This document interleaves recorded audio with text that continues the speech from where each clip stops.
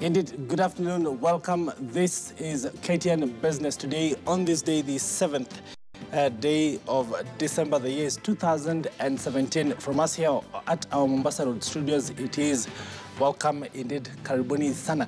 Well, over the next 1 hour, we will bring you up to speed on matters that have been making business headlines right across the region, focusing on several different areas, including, of course, agriculture, tourism. We will be talking about matters of power and energy, and also, of course, speaking into the entertainment and brewing sector. We have, of course, a wide range of stories for you to speak into these subjects, besides, of course, having with us in studio very special guests. First off, here at our Mombasa Road studios, waiting to speak into the power and energy conversation, Engineer Polly. He is an expert on matters solar. He is, well, the technical director at Davis and Shatliff, and we'll be speaking about the regulations that had been put in place in the recent past, that actually came into bearing in the recent past, that enforce the installation of solar power, especially around water heating and that sort of thing, and are designed to save you money in a way that enables you use less electricity from the grid and, of course, reduce the burden on production. That, of course, is later on in the show.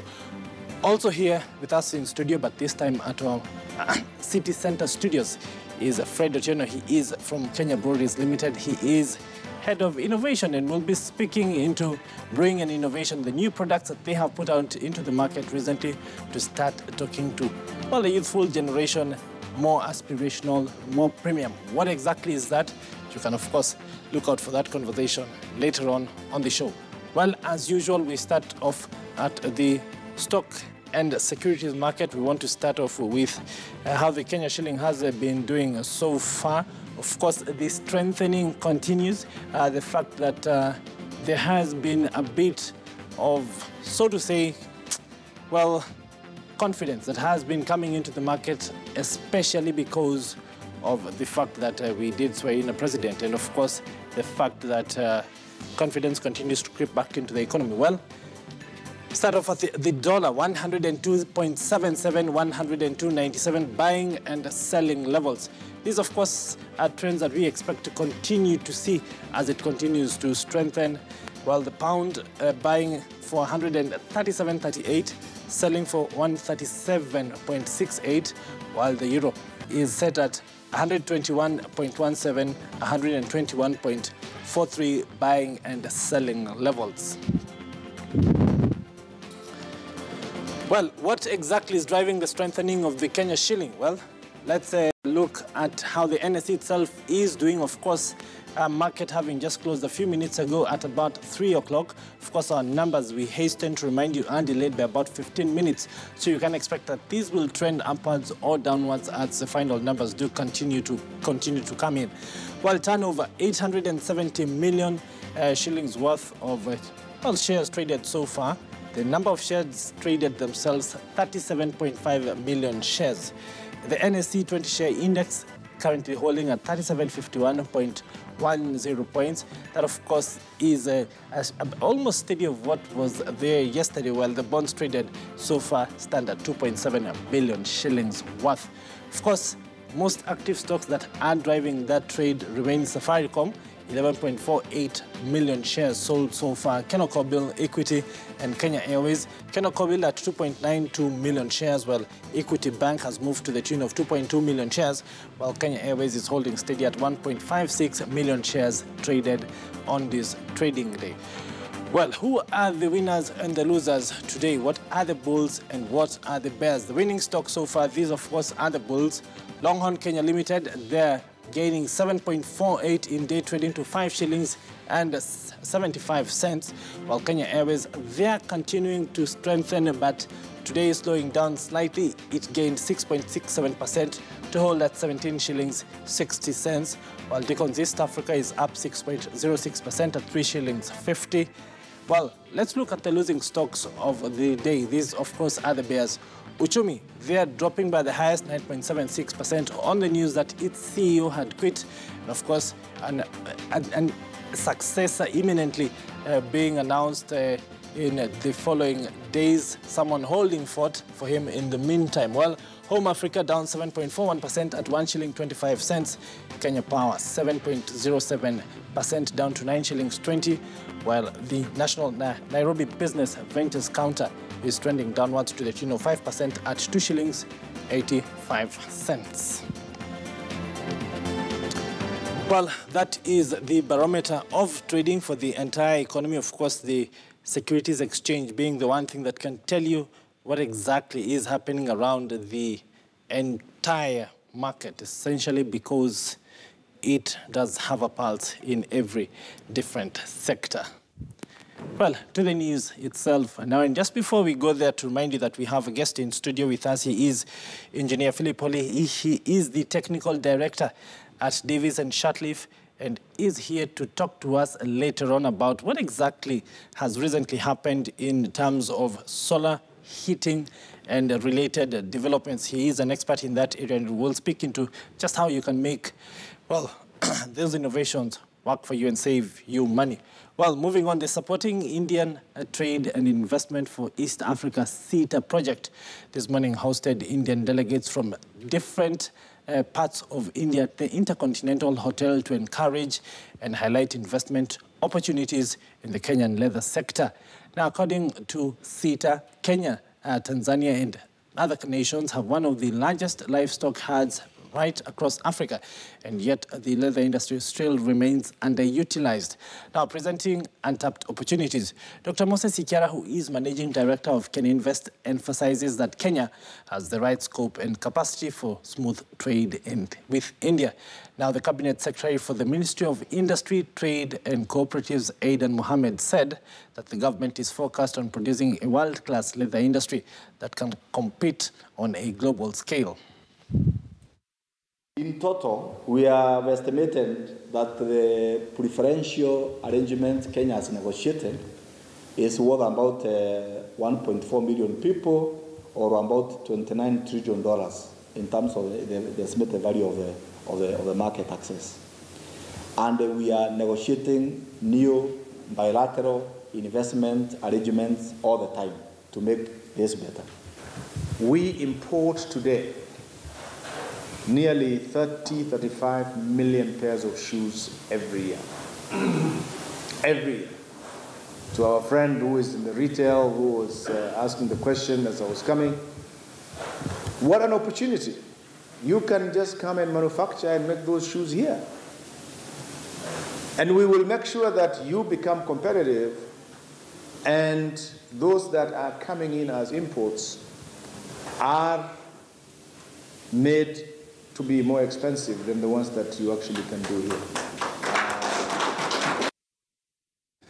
Of course, interesting developments there for the leather sector, and something that we will continue to speak into as, well, time goes by. Now, leading digital money transfer service WorldRemit has raised $40 million to drive its next phase of global expansion and growth, aiming to serve 10 million customers connected to emerging markets, with half of them coming from across Africa. Now, as part of the expansion, WorldRemit will enable customers in Africa to transfer money to 148 countries as easily as sending an instant message using the WorldRemit app. Countries in Africa which now receive remittances through WorldRemit will become send countries. The new service will make sending money within Africa faster, easier, and cheaper. The company currently handles about 74% of all remittances to popular mobile money services across Africa like MTN, Eco Cash, Tigo Pesa, Vodafone's M-Pesa, and Airtel Money, making it the global leader in mobile-to-mobile international money transfers.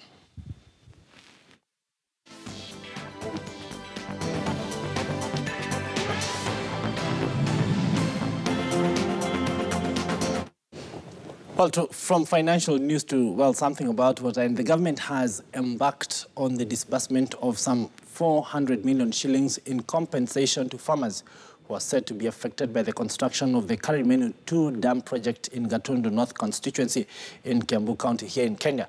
The compensation, which follows geotechnical survey works that have been undertaken on the project, shall go towards payment of land, crops, structures, and disturbances that will be occasioned by the construction of that dam. The Karimenu Dam 2 water supply project, located 75 kilometers north of Nairobi in Kiambu County, was recommended for development as a supplementary water supply to Kiambu County and Nairobi counties.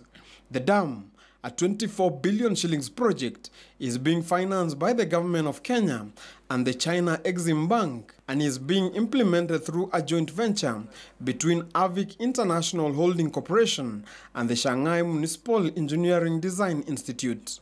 Huu ni mradi wa serikali, ile ahadi serikali imepeana itatimiza na wawe na hiyo moyo. Phase 1 of compensation drive, which was launched by Water and Irrigation Cabinet Secretary Eugene Wamalwa, targets 118 farmers whose crops will be affected by the construction of the dam. Contract for the project was designed in May 2017 with a construction period of 36 months and is expected to be completed by December 2022. Going forward, we would want to see much more collaboration between the agencies involved in water and irrigation, and we share the same sentiments with the CS, especially for this region.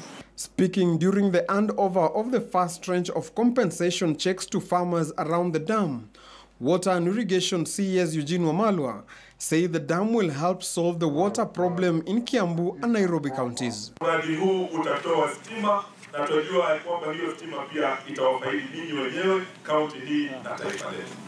Kwanza tutaanza na valuation. Na valuation hii itahakikisha kila mmoja shamba lako litapimwa na thamani yake itajulikana.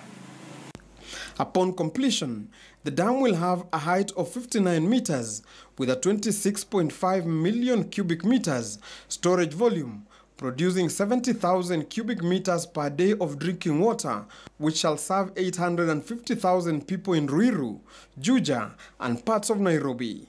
The treated water will supply residents of Ruiru with 35,250 cubic meters of water per day, Juja with 11,750 cubic meters per day, and Nairobi with 23,000 cubic meters per day. Philip Keitang, KTN News. Now, Kenyatta University in the same Kiambu County has switched on the first ever phase of a 1.7 billion shilling solar project that will see the institution generate its own electricity and offload what is left as excess power onto the national grid. The 100 kilowatt solar plant located at KU's main campus off Thika Road cost an estimated 17 million shillings. It is projected that the entire 10 megawatt project will cost 1.7 billion shillings. The extra power produced in the phase 2 will be connected to the national grid, helping to generate extra revenue for the institution. Phase 1 of the plant was developed by France-based solar panel manufacturer Urba Solar through funding from the French government. We feel privileged to have this plant, which will go a long way in supplying some power to the university and at the same time enhance our core mandate of teaching, learning, research, and service to community. I'm pleased to note that as a follow-up to this pilot plant, a Center of Excellence in Energy Studies will be operationalized here in Kenyatta University early next year to cater for the training needs of our country and the region. First, when I have a look to this solar panel, my mind travel, because in fact, if we turn our head in the future is here. Because you know, Minister, like me, that every day, sun gives us 8,000 times the energy we need on Earth. 90%, 80 to 90% of our generation is through green energy. And that is the focus for the Kenya government. We are investing a lot in terms of the geo. We put in a lot of resources. There's a lot of power plants which are on pipeline. We are now also putting in a lot of resources in terms of the solar and wind. We are thinking of going like other countries like Mexico and other countries. We have done the auction so that we get the best tariff possible, and we auction as per categories. So we have not made that decision, but that is the direction we are going in, so that we can open the renewables to the private investors.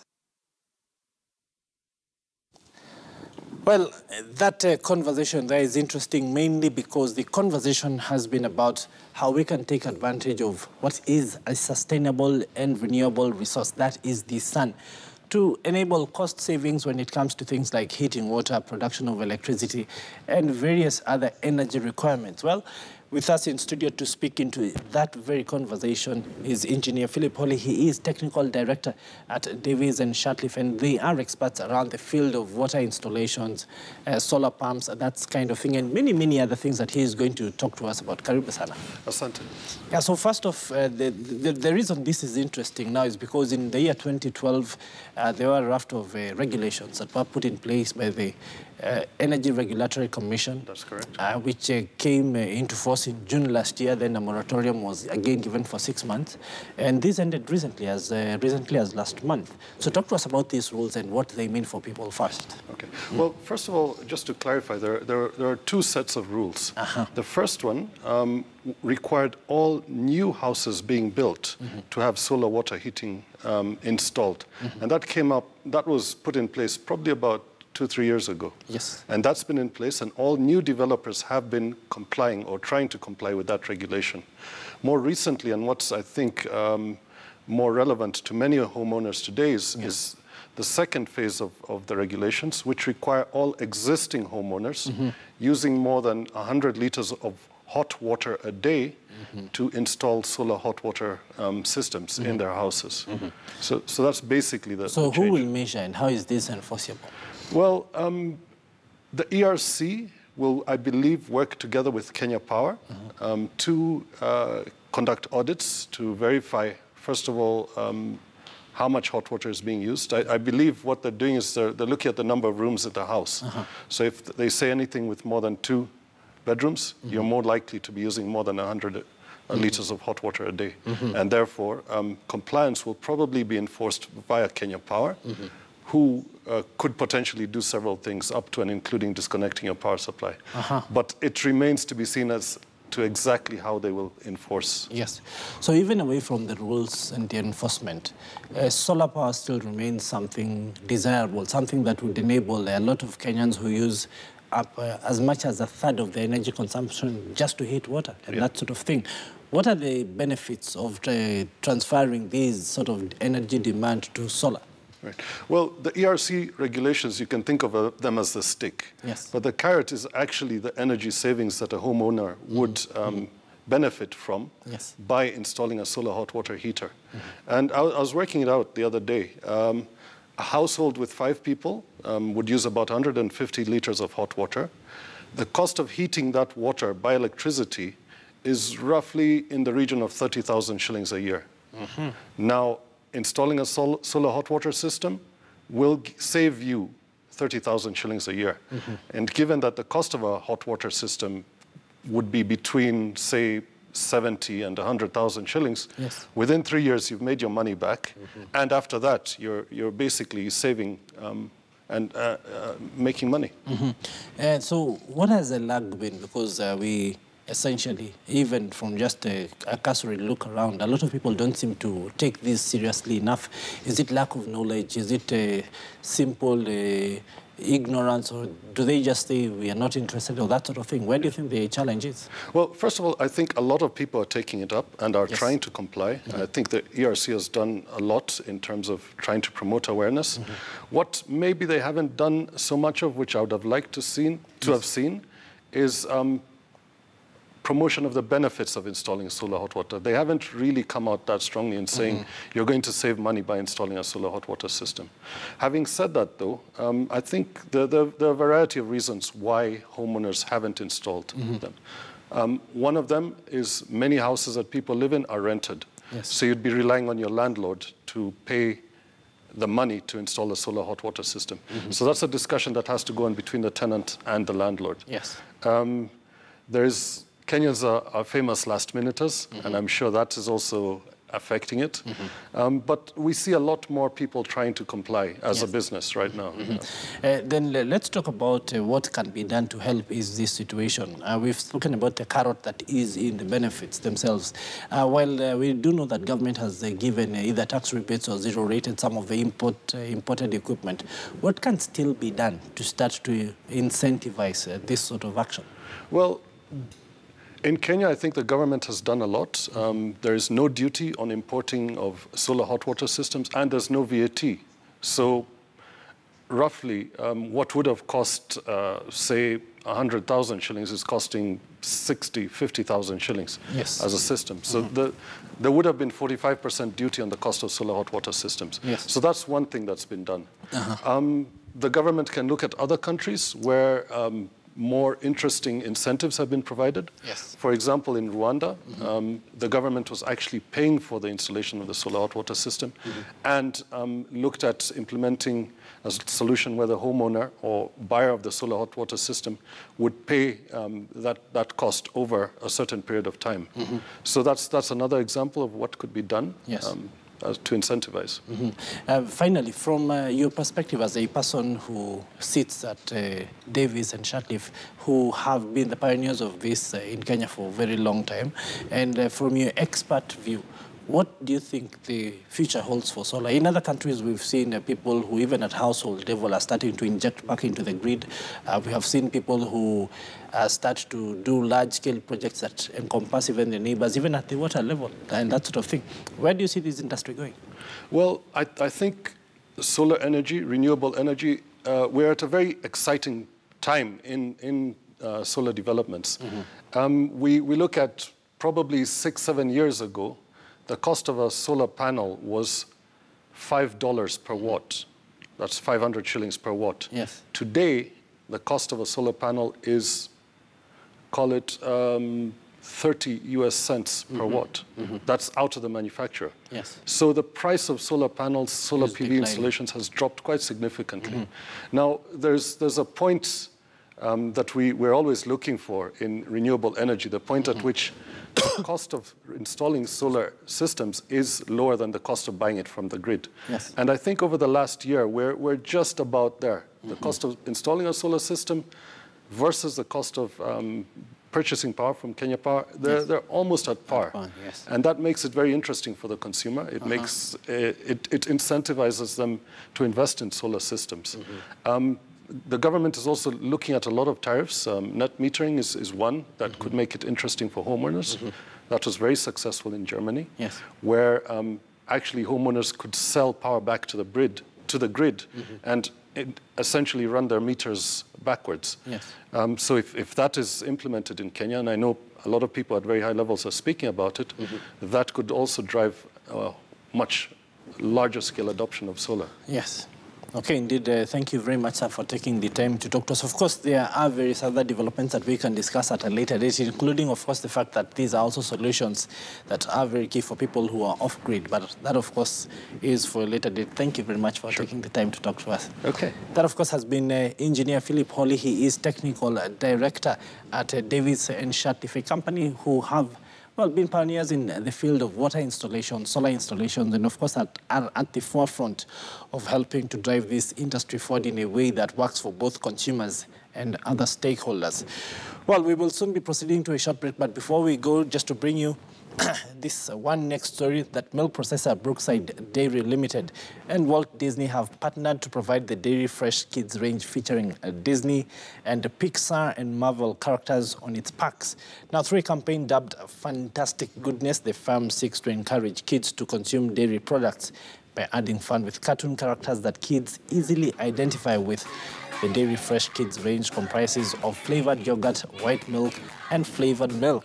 Speaking during the launch, Oliver Mary, the marketing director at Brookside Dairy, said that according to research conducted, kids choose to eat attractive and colorful snacks that they can identify with.